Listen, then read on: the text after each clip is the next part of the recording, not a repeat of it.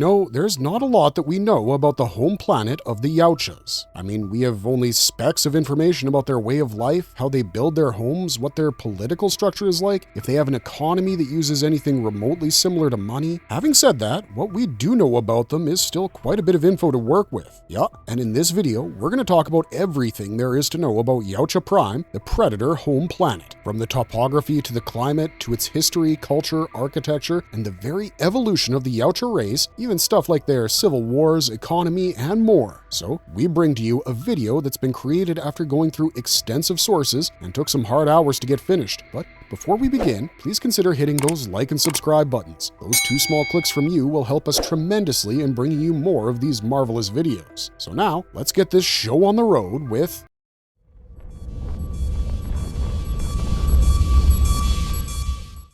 Yautja Prime, the predator home planet. So I'll begin with the nomenclature of this insane planet resting in the far deep and uncharted regions of the universe. We call it Yautja Prime because we don't really know what the predators call it in their language, but where did the word Yautja itself come into existence? I mean, we know the predators are simply predators because that's what they do, they hunt their prey. So how did Yautja come into existence? Well, according to the Alien vs. Predator Prey, written by Steve Perry, the predators used the term Yautja to define themselves, and we took to calling their planet Yautja Prime, much like the home planet of the xenomorphs is called Xenomorph Prime, but that we'll explore in another video.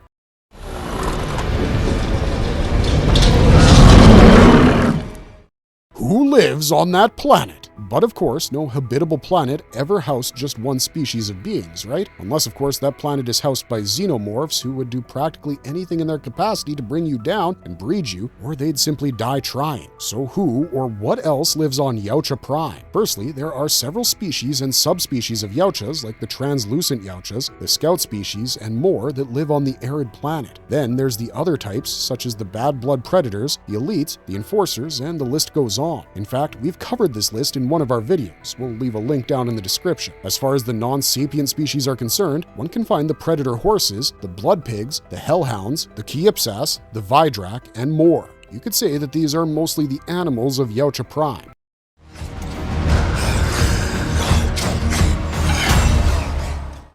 What's the geography like? In Alien vs. Predator Requiem, the 2004 movie, we get one quick peek at the Yautja homeworld, and while it's a blink and you'll miss it moment, that short scene gives away more than it seems. Oh, and by the way, this is probably the best part of the movie, so first thing to clock, gravity. Whatever keeps the surface grounded on Yautja Prime is no joke. In fact, it might even be stronger than Earth's gravity, which would explain why the Yautjas move faster, jump farther, and run like tanks when they're on Earth. Their bodies aren't overpowered, they're optimized for tougher terrain back home. The air is also different. The planet's atmosphere clearly has a different gas mix, probably a tweak in oxygen levels and other elements we don't breathe. But it's breathable enough for Yautjas to function on Earth, at least for a while. They might need masks for long hauls, but for a quick hunt, they're fine. Now, something strange floats above this place. Multiple asteroids in orbit. That's not normal. That's the kind of detail that hints at a cataclysm somewhere in the past. Maybe a moon broke apart, maybe a war left that debris hanging. Either way, it adds to the mythos of a species that doesn't just survive in chaos, they evolve in it. Yautja Prime isn't short on resources either. The metal and minerals beneath the surface clearly fuel their tech, their weapons, armor, ships, homes, and everything. And it's not just barren wasteland either. The planet has at least 2 major biomes, and they couldn't be more different. One is all heat and dust, a desert scorched under the glare of 2 suns. But here's the thing, it's not dry in the way Earth deserts are. It's laced with flowing rivers of lava, and those aren't rare. That much lava says the planet is volcanically active, with high radiation zones to match. Not that the Yautjas seem to care, in fact, they thrive in it. The place is hot,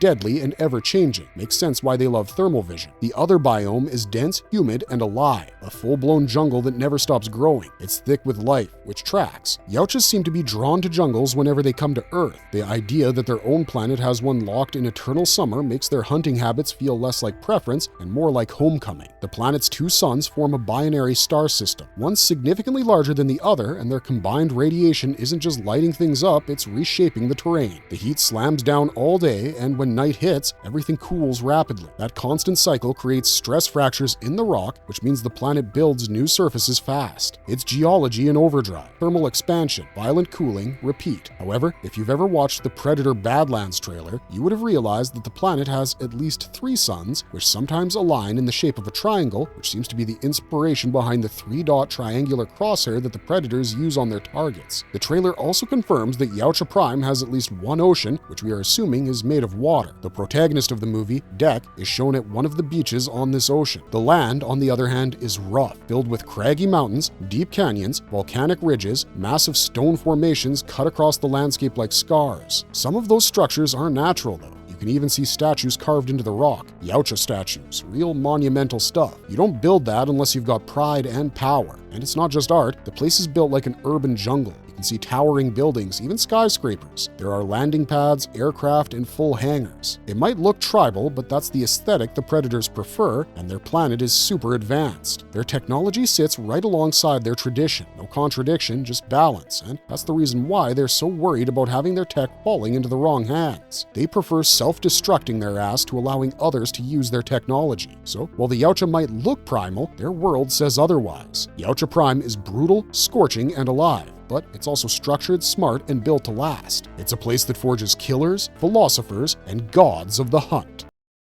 History of Yautja Prime. So the story always starts with evolution, doesn't it? Humans come from apes, or at least something hairy and tree-loving that couldn't write a grocery list. Predators? Same basic deal. They didn't always wear dreadlocks, body armor, and trophies made of polished skulls. Long before they became the Yautja we love today, they were something else. They were the Hish-Q10. But nature didn't do all the heavy lifting. Something else came knocking, something far worse than climate or survival instincts. It came with a spaceship. Enter the Amengi. These were a parasitic, insectoid race, but much more than just that, they were sentient and extremely nomadic. Their home planet had been totally stripped, used up, gone. Kind of like what Earth will be if we don't mend our ways. Kind of makes you wonder about the people who yelled, "Drill, baby, drill." Anyways, the Amengi did what any self-respecting spacefaring locust swarm would do. They moved on. They hopped from world to world, draining resources, enslaving locals, and leaving nothing but husks behind. When they landed on Yautja Prime, they found a planet still raw and fresh for colonizing. Back then, the Hish were wild.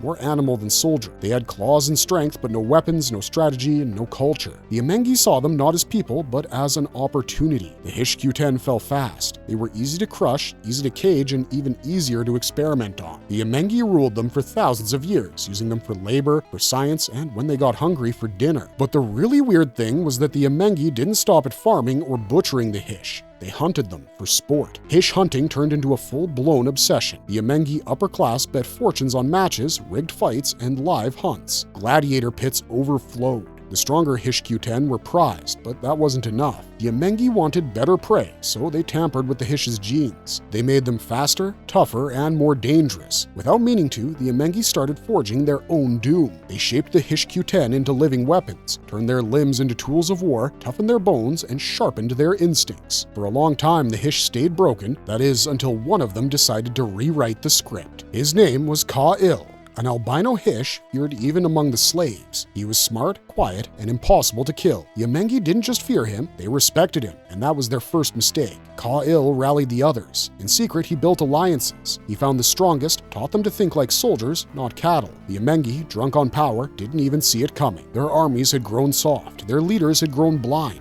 When the uprising began, it wasn't a rebellion, it was a purge. The Hish rose from the dirt and ripped through their masters in a storm of claws and blood. Ka-Il led the charge, and when he brought down one of the high-ranking slavers, he didn't stop at killing him, he took the Amengi's face and wore it. The rest followed. The survivors, the ones too weak to run, were either thrown into cages or wiped out completely. Yautja Prime belonged to its people once more. The Hish had taken it back with tooth, blade, and fire. What happened next changed everything. The genetic tweaks made by the Amengi stuck. Layered over time with natural evolution, those mutations sculpted the Hish into what we now call the Yautja. The gear, that didn't come out of nowhere. The tech left behind by the Amengi was salvaged, repurposed, and integrated into the new Yautja way of life. They didn't just inherit a world, they inherited a weapons vault. And Ka-Il, he became legend. The first of his kind, the alpha predator, the one who turned the hunted into hunters, the one who started the ritual, the mask, the trophies, the code. Now we know why Yautjas keep trophies. It's not fashion, it's not vanity, it's legacy, it's defiance burned into bone.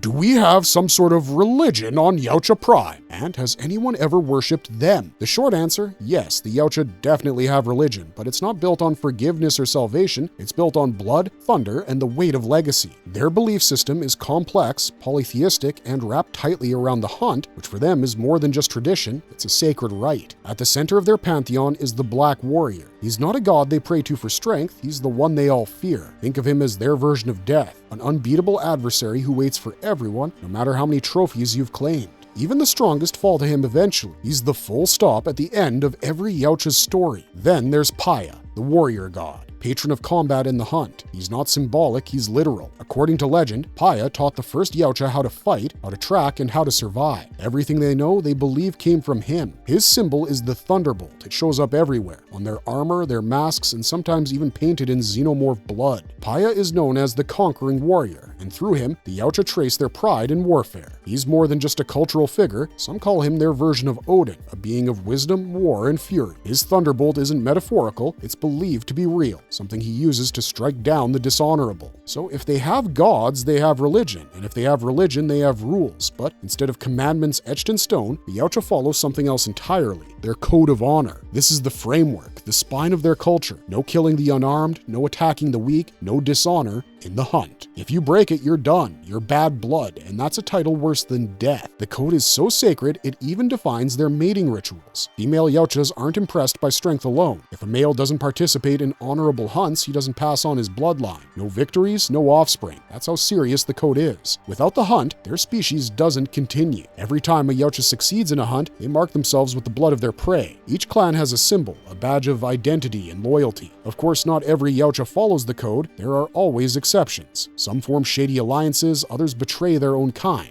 The worst among them break the rules for sport. They kill indiscriminately, ambush without honor, and ignore the ritual of the hunt. These are the killers, the bad bloods, and when they go rogue, the enforcers are called in. These aren't average hunters. They don't capture, they eliminate. Or in rare cases, they drag the offenders back to Yautja Prime for judgment. Now about the other half of this question. Have the Yautja themselves ever been worshipped? Yes, and not in some symbolic way. Ancient humans bowed to them, built temples for them, and offered sacrifices in their name. According to the Alien vs. Predator lore, the connection goes back centuries, maybe millennia. Think Egyptians, think Aztecs, civilizations that left behind pyramids, mystery, and blood rituals. Turns out the Yautja had a hand in all of it. Those pyramids weren't really monuments, but served as arenas. Every 100 years, the Yautja returned. Young bloods, warriors in training, arrived to prove themselves by hunting xenomorphs. The catch is that the hosts needed to birth the prey, so humans, seen as willing or brainwashed servants, were sacrificed to incubate the xenomorphs, and once they burst out, the hunt began. To win, the young blood had to kill a xenomorph in brutal up-close combat. No guns, no drones, no second chances. You fail, you die. You succeed, you earn your place among the honored. And for the humans who survived to witness it, these godlike beings weren't just visitors from the stars, they were deities, keepers of fire, war, and the stars above. How does the predator economy work? This one's a little tricky, not because the idea doesn't exist, but because none of the comics, books, or films ever really talk about it. The predator economy, as far as canon goes, is basically a ghost. No currency shown, no market stalls, no stock exchange hidden in some Yautja jungle. But still, the Yautja aren't primitive. They've got megastructures, aircraft hangars, ornate armor, and buildings carved with precision. So if there's no money, what's paying for all of this? First, let's agree on one thing. They've definitely got resources. Metal, tech, tools, and whatever powers those cloaking devices. Whether natural or manufactured, this stuff doesn't just appear. Somebody mines it, somebody refines it, somebody builds the ships. So who does all that if hunting is the core of Yautja identity? Here's one possibility. Some predators are hunters, others are not. Not everyone gets to be a frontline warrior. Some might run logistics, maintain equipment, or manage territory. Think of it like a casted society. Not in a rigid or oppressive way, but more in the sense of roles. The best go to the battlefield, the rest keep the machine running. And the reward? Maybe not gold bars or credit chips, but honor, rank, or social leverage. If you can't earn your place in blood, maybe you support the ones who can. Now, what about payment? Predators don't strike you as the kind who clock in for a 9 to 5 and wait for a paycheck. They don't hoard currency. There's no evidence of greed, no indication of economic corruption, even among their leaders. And that's saying something. We're talking about a species advanced enough to travel between galaxies, but still devoted enough to coat their armor in xenomorph blood because it feels right. If anything, their currency is the hunt. Trophies may serve as a kind of wealth. A skull from a worthy kill could be the equivalent of land rights, resources, or influence. The bigger the prey, the more doors it opens. Want a better ship? Show proof of your hunt. Want access to a rare weapon? Prove you've earned it. Their entire society might run on a barter system built around prestige. Not a simple, I give you this, you give me that, but a deeper, more meaningful and ritualized structure where status becomes your transaction medium. There's also the possibility that some younger predators, the so-called young bloods, start at the bottom, not just in rank, but in function. They might handle labor, they might build the structures or maintain the weapons until they're deemed worthy of the hunt. And once they earn that first trophy, then the real climb begins. Now, let's talk scale. The Yautja don't seem fragmented into nations or tribes competing for resources. They likely live under a single unified system, an empire, or something close. That kind of structure helps eliminate the need for complex trade. If everything comes from within and everyone answers to a shared code, then there's no need for currency wars or inflation. Earth, on the other hand, is sliced into hundreds of nations, each wanting more than the next. That's why we need banks. That's why we invented money. The Yautja likely didn't do those things. They don't chase comfort, they chase legacy. Where humans hoard coins and crave promotions, predators chase more dangerous prey and more prestigious hunts. If you want to call that capitalism, it's capitalism carved into bone. If you want to call it socialism, it's soaked in the blood of earned rank. It's probably closer to a strange hybrid, somewhere between militarized socialism and ceremonial fascism, where power is earned, not inherited, and every right comes with the weight of proof. So no, they don't have money, but they must have an economy. It's just built on something far older than paper bills or crypto tokens. It's built on blood, bone, and the unrelenting drive to earn your place in a world where honor isn't given, it's hunted.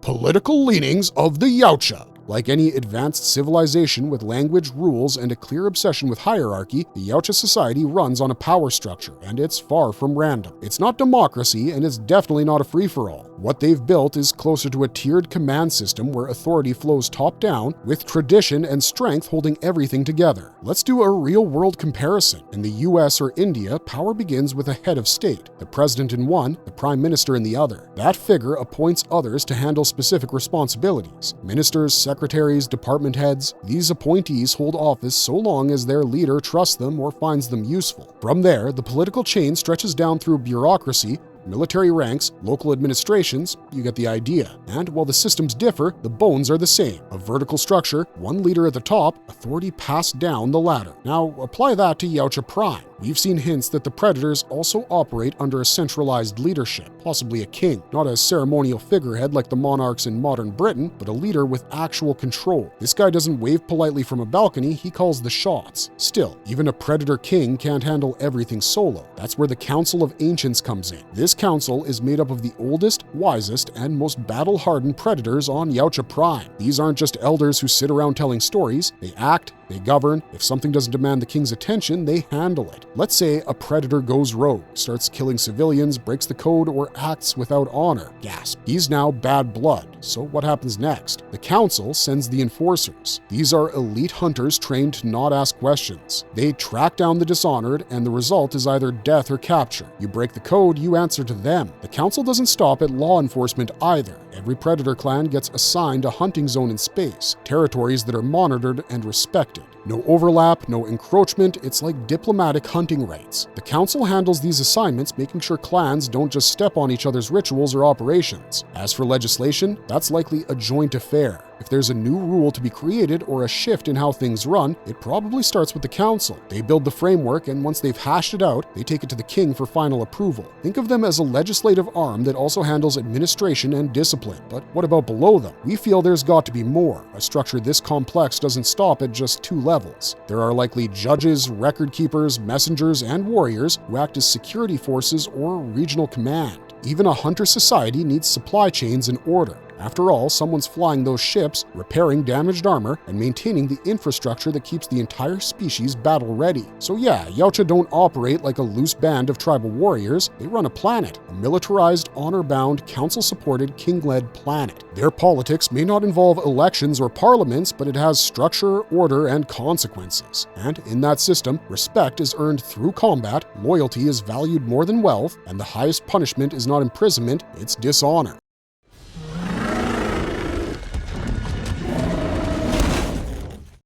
Yautja Civil Wars. For a species obsessed with honor, tradition, and ritual combat, the Yautja sure don't mind spilling a little of their own blood from time to time. Across their long and violent history, at least 3 full-scale civil wars have broken out, not over land or wealth, but over ideology, identity, and what it really means to be a predator. These were full-blown internal conflicts with heavy firepower, fractured codes, and entire clans taking sides. Civil War I: Jungle Hunters versus Killer Predators. The first known Yautja Civil War went down between the Jungle Hunter clan, those loyal to the ancient hunting code, and a breakaway faction known as the Killers. Now, the Killers weren't subtle. They didn't care about bending the rules, they snapped them in half and laughed about it. No rituals, no honor, no trophies, just chaos and bloodshed for sport. Bad bloods in every sense. This feud didn't stay confined to Yautja Prime either. It spilled onto Earth, drawing both clans to East Africa, and what followed wasn't the usual one-on-one duel. Both sides came equipped, kinda like burners, Yautja rifles that weren't part of the traditional arsenal. So you could imagine squads, battlefield commanders, battle armor, and actual leadership structures. They were operating more like armies than hunters. The Killers eventually lost, but not entirely because they weren't wiped out. They scattered and waited, and over 100 years later, they returned for round 2 during the chaos of the 3 World War. So, while the Jungle Hunters won that battle, the war never truly ended. Civil War II: Super Predators versus Jungle Hunters. Then came the Second War, and once again, the Jungle Hunters found themselves in the middle of it. This time, the opposition came from the Super Predators. They were a subspecies with their own physiology, ideology, and methods. More aggression, less tradition. Nobody knows exactly why this war started. Maybe it was about hunting ethics, maybe it was about territory. The Super Predators used a remote jungle world, the Game Preserve planet, as their own private hunting ground. Instead of finding worthy prey naturally, they kidnapped warriors from across the galaxy and dropped them onto that death trap. The Jungle Hunters probably saw this as sacrilege. Hunting's supposed to be earned, not manufactured. In the third Predator movie, both sides took hits. There were no clear victors, but the Super Predators didn't vanish. They returned centuries later on LV-412 in AVP Evolution, still running the same game.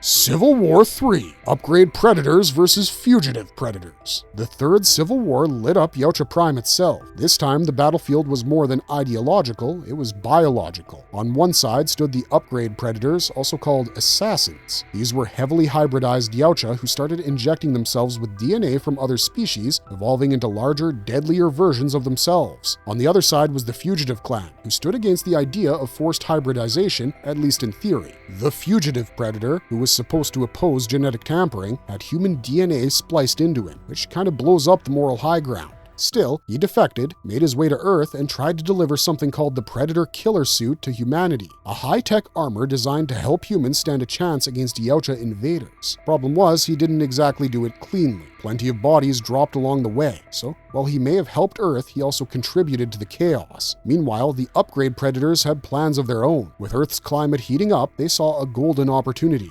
Global warming meant a more comfortable hunting ground. They planned an invasion, so yeah, one side wanted domination, the other wanted cooperation, kind of. It's hard to say. The storyline left more questions than answers, especially with the hypocrisy surrounding the fugitives' own hybrid nature. Still, what's clear is that this civil war wasn't about honor, it was about what the Yautja were becoming, and whether evolution through science was still Yautja at all. Yautja Prime according to the movies. We've already spoken about what AVP Requiem and Badlands say about Yautja Prime, but the other Predator movies throw some more light onto the situation. Let's start with the 2010 film Predators. Most of the story unfolds on the Game Preserve planet, a hunting ground where the super predators drop off their chosen prey from across the galaxy. It's got everything a hunter could want: thick jungles, breathable air, and enough danger to keep things interesting. The planet itself is a giant trap, a curated death maze where the Berserker Predator and his crew test themselves against some of the deadliest beings around. So why bring this up in a conversation about Yautja Prime? Because of what we see in orbit. The Game Preserve planet seems to be tethered, either orbiting or floating close to a larger world. And that world, in one quick shot, looks a lot like the one we glimpsed in Alien vs. Predator Requiem. So maybe, just maybe, the super predators park themselves near their own homeworld, living outcast lives on a nearby rock. disgraced warriors turned elitist hunters, staying close but never going back. Some fans even believe the game-preserved planet is Yautja Prime, but that idea doesn't hold up. There's too much going on back on the actual homeworld for it to double as a slaughterhouse. Then, there's the 2018 film The Predator, the Shane Black installment that leans harder into sci-fi than straight horror, and also the one that probably should not have existed in the first place. In that movie, we meet the upgrade Predator, towering hybrid who's been genetically altered. He's on a mission to eliminate the fugitive predator, and the plot slowly unravels the bigger reason why. There's a hologram in the film that gives us another quick glance at a possible version of Yautja Prime. This time, the planet looks red and dusty, not unlike Mars. We see a predator strapped to a table. A syringe plunges something into its veins, possibly DNA from another species, most likely human. The reaction is immediate and intense. The creature mutates, rapidly changing into what becomes the upgrade predator. Yautja Prime according to the comics. Back in 1999, Dark Horse Comics dropped a series called Predator Homeworld. On the surface, it followed naturalist Maya Bergstrom and ex-war journalist George Maxwell as they got tangled up in a mission with an elder predator hunting down 3 bad bloods. But tucked within that narrative, especially in the 1st and 4th issues, are some heavy hints about the predator's origins and what life might actually look like on Yautja Prime. Let's start with the planet itself. According to Homeworld, Yautja Prime doesn't resemble the high-tech towering fortress world we saw in Requiem. This one is stripped back. The terrain is rocky, vegetation grows in patches, nothing lush, nothing overwhelming. It's not dead, but it's not exactly welcoming either. 2 moons hang overhead. One is large and green, the other is smaller and red. And while those details might feel cosmetic, they hint at a celestial layout that could play into seasonal shifts, tides, or even spiritual beliefs. Dual moons always complicate things. Now, forget skyscrapers and tech hubs. The predators here live in small, scattered communities. No city-states, no megastructures, just basic settlements, almost tribal in structure. Think of the Comanche in Prey. Warriors living close to the land, sleeping under rock shelters, keeping their circles small. It's a drastic shift from the polished metallic armor and hunter-class cruisers we're used to seeing. In these stories, Dr. Maya Bergstrom throws out a theory about predator evolution. According to her, they didn't evolve from the HQ-10, but from therapsids. Now, therapsids were real. They showed up 275 million years ago and vanished around the early Cretaceous 100 million years ago. These were strange animals, somewhere between reptiles and mammals. They had mammalian features, but walked like reptiles. Tusks, frontal incisors, side canines, basically they looked something halfway through a biological identity crisis. The theory is that the Yautjas are the last of that bloodline, mammals with reptilian quirks. Thick hides, aggressive postures, deep roars. The traits line up. It's not canon across the board, but it's one of the better sci-fi takes on how a species like this could exist without violating every biological rule in the book. And it doesn't stop there. Another comic, Aliens vs. Predator Chained to Life and Death, offers even more crumbs. The story isn't about city politics or full-scale warfare, but if you look closely, you catch glimpses of Predator society, specifically the Ancients. They hold power, they lead clans, they settle disputes. They speak less and act more. And as far as the world they live in is concerned, it's not all caves and dirt. In some panels, you see large stone structures, thick columns, angular steps, walls that echo Rome more than jungle. So, if you pull it all together, Yautja Prime, at least in the comics, isn't one clean-cut place. It's a world of contrast. It's got tribal settlements and stone monuments. It has a wild past and traces of a structured future. It's not primitive, but it doesn't flaunt tech unless necessary. The predators here aren't machines in armor, they're warriors in transition, straddling ancient instincts and sophisticated structure. What do the Yautja eat? Let's be honest. Looking at a Yautja, you'd assume they eat raw meat, and you'd be right. When they're out in the field, especially during hunts, their meals are fast, primal, and pretty much eat what you can get your hands on. But when they're not gutting something with their bare hands, say when they're back on their ship or home turf, they actually do sit down to actual meals. Some even have a ceremonial edge. Now, the question that always floats around, do Yautja eat humans? Surprisingly, that part isn't clear. It's not their usual thing, despite the horror movie imagery. On the other hand, humans eating predators? That must be something of a sight. But for now, let's rewind to Predator 2. Peter Keyes from the OWLF mentioned that the city hunter had a thing for beef. The predator regularly hit up a Los Angeles slaughterhouse, even though it had a fully equipped ship nearby. That right there hints at a preference. You ask us carnivorous? We say absolutely. You ask us specific? We say seems like it. And then we've got the Aliens vs. Predator war comic. This one's crucial. It gives us a window into what life looks like among a predator clan. Machiko Noguchi, a human accepted into a predator clan, spent a year with them. She observed a lot, including how they handled meals. Food prep wasn't an all-hands-on-deck task, it fell to lower-ranking predators. They dealt with livestock, small chicken-like creatures kept alive in cages. These were butchered fresh and meals weren't raw all the time. They made stews, actual pots, actual cooking. Machiko helped with the serving, but she never fully felt part of the table. Even in food, the line between human and Yautja remained. Another example shows up in Chained to Life and Death. This time we get a look at a ceremonial feast. Elder predators sat around a circular table, not a battlefield. Their meal was a massive serpent-like creature, served with its eggs, surrounded by bowls and jugs of something that looked suspiciously like wine. It wasn't war, it was tradition, ceremony. Not every hunt ends in gore, sometimes it ends in a toast, but when the hunt is on, it's a different story. Predators go primal once more. No fire, no seasoning, no waiting, just meat. Sometimes they skin the animal first, sometimes they don't bother. Sheep, goats, muskrats, if it walks, breathes, and bleeds, it's fair game or food. Architecture on Yautja Prime. In the earliest stages of predator life, it all starts with the tribe. These communities are remote, tucked away in brutal environments, picked specifically to harden the next generation of hunters. Young Yautja train in caves and huts, not because they lack resources, but because hardship is part of the process. These shelters are made from bones, hides, and stone. Nothing flashy, just what's needed. Here, the young learn to stalk, strike, and survive. Their first real lessons come not in war rooms, but in the dirt, under the harsh eyes of tribal elders. Pyramids and temples. Predators have always had a thing for pyramids. When they visited ancient Earth civilizations like the Aztecs, they passed along the design. Sharp angles, hidden chambers, long corridors built for the hunt. These structures were kill boxes, training grounds. The predator-human connection runs deep here. Humans built the pyramids under their guidance, and in return, they worshipped the Yautja as gods. The temples doubled as battlegrounds, and inside them, young bloods earned their scars. The buildings. Yautja Prime remains largely a mystery, but what little we've seen in Aliens vs. Predator Requiem tells us it's not just huts and lava flows. The planet has huge stone structures, strange geometric buildings, and yes, a massive pyramid in the background. These aren't crude, they're ceremonial and technological at once. Whatever cities exist on the homeworld likely function as both hubs of command and sacred territory. The look is stone-heavy, minimal, and ancient, not unlike the predators themselves. Wolf's penthouse. Wolf, the elite predator from Requiem, has what can only be described as a penthouse, his private corner of Yautja Prime. His space has high-tech consoles as well as traditional predator decor, trophies, weapons, and stone. It's sleek but still violent. This isn't just a bachelor pad, it's a command center and a shrine to personal victory. It reflects his status, high-ranking, battle-tested, and deeply respected. There's even a private landing zone. Not every predator gets that kind of view. Government buildings. Although rarely explored in depth, predator politics do exist, and so do the structures tied to them. The Chained to Life and Death comic briefly reveals the Council of Elders building, massive, cold stone with towering pillars. These buildings are monumental by sheer scale alone. Everything here is built to command fear and respect. These spaces likely host rituals, decisions, and judgment calls that determine the fate of entire clans.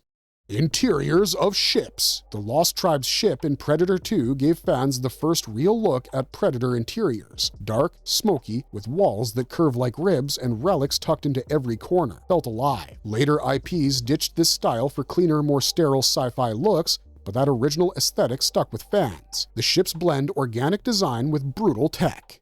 Stasis Farms. In Predator: The Last Hunt, we're introduced to Stasis Farms. These are massive structures where humans and other species are frozen and stored for future hunts. The one on Gellenelg looks like a bronze obelisk, towering and lifeless from the outside. Inside, thousands of pods. This is mass-scale hunting prep. Prey are cycled from planet to planet. It's cold, calculated, and terrifying. The human predator, Theta, uncovers one of these farms and vows to tear the whole system down. But there are more of them, many more.